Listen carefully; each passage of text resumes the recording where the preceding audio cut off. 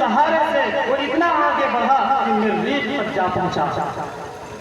یہ علم ترقی کا زینہ اور ذریعہ ہے، لیکن مگر افسوس ہے کہ آج ہم دینی علوم سے بالکل بیزار نظر آتے ہیں، دنیاوی علوم کے پیچھے بھاگے جا رہے ہیں۔ دنیاوی علوم یہ ضرورت زندگی ہے، مقصد زندگی نہیں ہے۔ مقصد زندگی یہ دین علوم ہے، دینی علوم مقصد زندگی ہے۔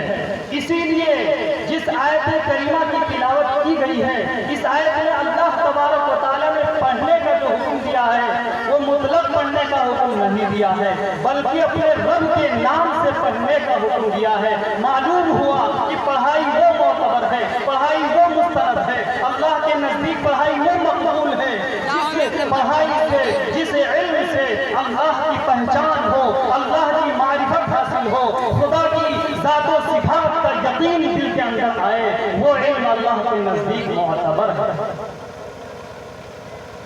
تو اللہ تبارک و تعالی اقرا کی نسبت اپنے رب سے کیے ہیں۔ یہ نسبت بہت بڑی چیز ہے۔ جب انسان کے اندر نسبت آ جائے تو انسان وہ بہت ہی قیمتی ہو جاتا ہے۔ نسبت کی بڑی اہمیت ہے۔ یہ اینٹ جو اینٹ ہے، یہی اینٹ اگر بیت الخلا میں لگا دیا جائے تو اس کی نسبت بیت الخلا سے ہو جایا کرتی ہے، اور اس اینٹ پر کوئی ننگے پاؤں جانا بھی پسند نہیں کرتا۔ لیکن اگر وہی اینٹ مسجد میں لگا دی جائے تو مسجد میں کوئی ننگے پاؤں ہی جانا پسند کرے گا، بلکہ اپنے سر کو اس پہ ٹیک دینا اپنے لیے باعث افتخار محسوس کرے گا۔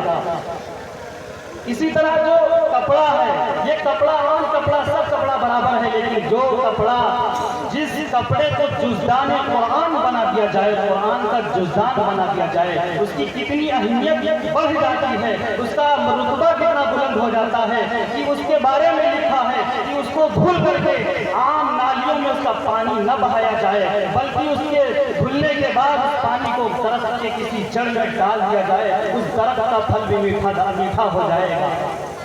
تو نسبت یہ بڑی اہم چیز ہے۔ اس میں اقرا کی جو نسبت ہے رب کی طرف سے ہے۔ نسبت بتلانے کا مقصد یہ ہے، یہ ہمارا اسکول یہ نسبتی اسکول ہے۔ الحمدللہ اس اسکول کی نسبت ہے اولیاء کرام سے، بزرگان دین سے، اور آج تو اسکول بہت سے لوگ چلا رہے ہیں۔ کتنے اسکول ہم دیکھتے ہیں لوگ چلاتے ہیں، کیسے کیسے لوگ ہوتے ہیں، کیا ان کا نیچر ہوتا ہے، کیا ان کا عقیدہ ہوتا ہے، کس فکر کے ہوتے ہیں، کس نہج کے ہوتے ہیں۔ لیکن الحمدللہ اس مدرسے کے جو روح رواں ہیں، اس مدرسے کے جو ذمہ دار ہیں، اس اسکول اور کالج کے جو سرپرست ہیں، چلانے والے ہیں، الحمدللہ